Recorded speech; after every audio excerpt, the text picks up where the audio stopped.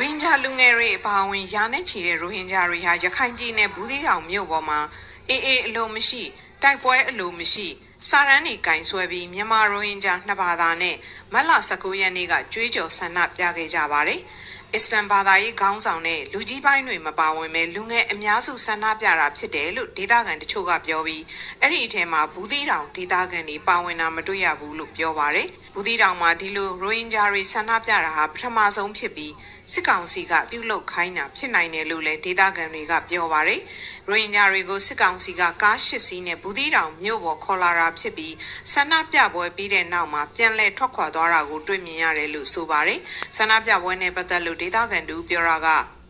မြို့ပေါ်ကလူတွေမဟုတ်ဘူးနဲ့ကခေါ်လာတယ်လို့ပြောတယ်ကြားတယ်။ဒီနေ့နေ့ကြားတယ်ပြဿနာတွေဖြစ်လာတယ်။ခံပြီးတဲ့ပုံစံမျိုးတော့ပေါ်လာတယ်။အခုလို့ရှိလာတယ်။ဆန်တဲ့နဲ့ဆန်တဲ့နဲ့ကိုယ်ကလည်းဒီခံရတဲ့လည်းရှိတယ်လို့ပြောထားတယ်ဒီစိတ်တယ်။ဒီကနာရင်ပုံစံမျိုးတရင်တော့ပြဿနာဖြစ်မလာနိုင်ဘူးနော်။နောက်တဲ့လုံးကလည်းပြဿနာမဖြစ်အောင်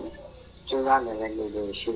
နေတယ်ဘူးသီးတောင်ဒေသခံတွေမပါဘူးလို့ပြောပေမဲ့ရခိုင်တပ်တော် AA ပြောခွင့်ရဥခိုင်ဒုက္ခကတော့အဲ့ဒီဆန္ဒပြပွဲမှာစစ်ကောင်စီနဲ့ပူးပေါင်းပြီးကိုကြိုးရှာနေတဲ့ဘူးသီးတောင်ကမွတ်စလင်ဒေသခံတွေပါဝင်နေတယ်လို့ BBC ကိုပြောပါတယ်စစ်တပ်နဲ့တွားရောက်ပူးပေါင်းပြီးရက်တီလိုက်တာဟာအစိုးဆုံးသစ္စာဖောက်မှုပဲလို့သူကပြင်းပြင်းထန်ထန်တုံ့ပြန်ပြောဆိုပါတယ်မြန်မာပြည်သူတရားလုံးဒီဆီယနာရှင်အောက်ကလွတ်မြောက်ရေးရဖို့အတွက်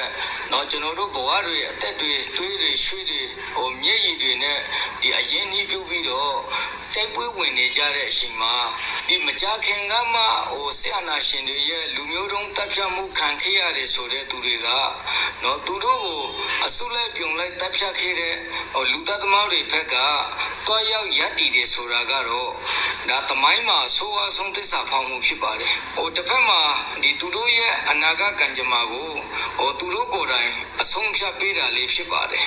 အဲ့ဒီအတွက်တင့်လျော်လိုအပ်တယ်လို့တုံ့ပြန်မယ်လို့ဆက်ပြောပေမဲ့ဘယ်လိုတုံ့ပြန်မလဲဆိုတာကိုတော့အသေးစိတ်ဆက်လက်ပြောကြတာမရှိပါဘူးစစ်ကောင်စီကတော့ဘူးသီးတောင်မြို့ပေါ်မှာရှိတဲ့ရက်ကွက်ကျေးရွာကအင်အား2000ကျော်ကအေးလို့မရှိကြောင်းဆန္ဒထုတ်ဖော်ခဲ့တာလို့သတင်းထုတ်ပြန်ထားပါတယ်အခုလိုအေးကိုဆန္ဒပြတာတွေဟာရိုဟင်ဂျာတွေကိုရခိုင်နဲ့လူမျိုးရေးပြဿနာဖြစ်အောင်ပြုလုပ်နေတာဖြစ်တယ်လို့ရိုဟင်ဂျာအတိုင်းဝိုင်းကပြောပြီးတက်နိုင်သမျှဒီလိုပြိပခထပ်မံဖြစ်ပွားတာမရှိအောင်နှစ်ဖက်ထိမ့်ထိမ့်သိမ့်သိမ့်နေကြဖို့လိုတယ်လို့လည်းပြောပါရယ်လက်ရှိဘူးသီးတောင်မြို့နယ်မှာမြို့ပေါ်နဲ့စစ်တပ်စခန်းကလွဲလို့ကျန်တဲ့နေရာတွေကိုအေးကစိုးမိုးထားတယ်လို့ဒေသခံတွေကပြောသလိုစစ်ကောင်စီရဲ့ခမရ952တပ်ရင်းကိုအေးကထိုးစစ်ဆင်တိုက်ခိုက်နေတယ်လို့ရခိုင်တပ်တော်အေးထံကသိရပါရရှင်